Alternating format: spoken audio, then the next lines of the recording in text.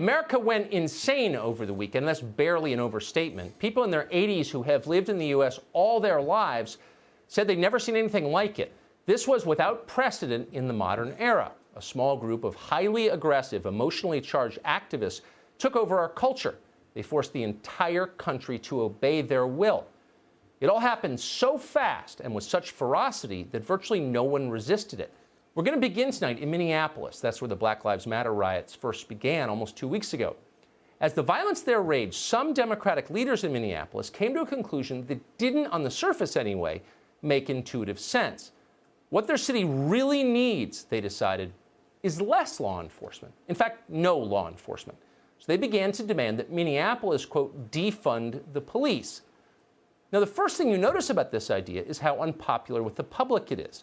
Almost nobody in the country supports it. But the activists, undeterred, kept pushing the idea, and within days, pressure mounted on the mayor of Minneapolis, Jacob Frey, to get rid of his city's police department. This was a problem for Frey. Frey has greater political aspirations, and this was the last conversation he wanted to have.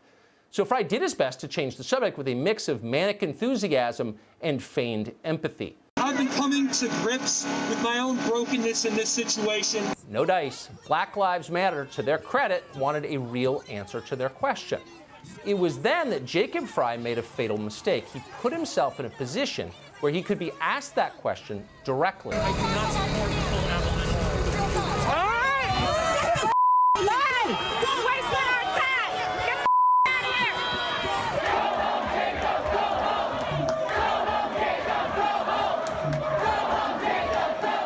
Has a big city mayor in this country ever been more thoroughly humiliated? Get the F out of here, she screams. Go! Frey slunk away like a child caught doing something filthy. The most telling moment, though, came just before that, when the woman in sunglasses threatened to defeat the mayor in the next election. It tells you that Black Lives Matter is, in fact, a political party, maybe the strongest political party in the United States as of tonight. Its members believe they can reshape this country, and so far, they're proving to be right. You can always tell which political movements are ascendant, which are headed up, by how straightforward their members and sympathizers are about what they believe. Do you understand that the word dismantle or police-free also makes some people nervous? For instance, what if in the middle of the night my home is broken into? Who do I call? Yes, I mean, I hear that loud and clear from a lot of my neighbors.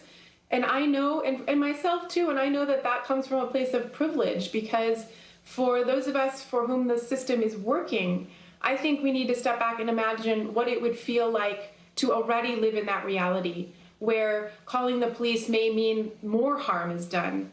Here's former Congressman Keith Ellison on MSNBC over the weekend. Keep in mind as you watch him speak that Ellison is now the chief law enforcement officer in Minnesota. He's the attorney general.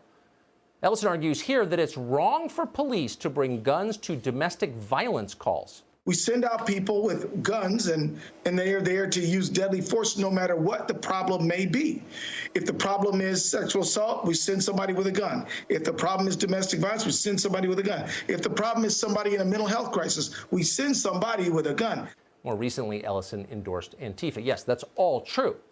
But unlike other race-baiting extremists, Keith Ellison may have a promising political future. It's very easy to imagine it. If Joe Biden wins, Keith Ellison could be the Attorney General of the United States. At the very least, he would be first in line to become U.S. Attorney for the state of Minnesota, the top federal prosecutor there. Alexandria Ocasio-Cortez, who is a skilled trend spotter, if there ever was one, is already acting as if defund the police, again, a proposal that no sane person even mentioned in public just last month, is now the defining civil rights issue of our time. You'd have to be a bigoted dinosaur, a bad person to oppose it. This is one of those moments. This right now is one of those moments. So if you're an elected official that for any reason is on this call, I'm asking you to ask yourself, what are you willing to sacrifice to make sure that overfunded police departments are defunded?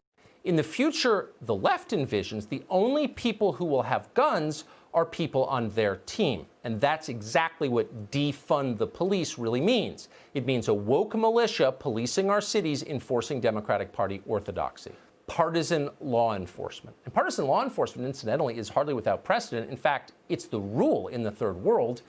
This is an attempt to bring it here.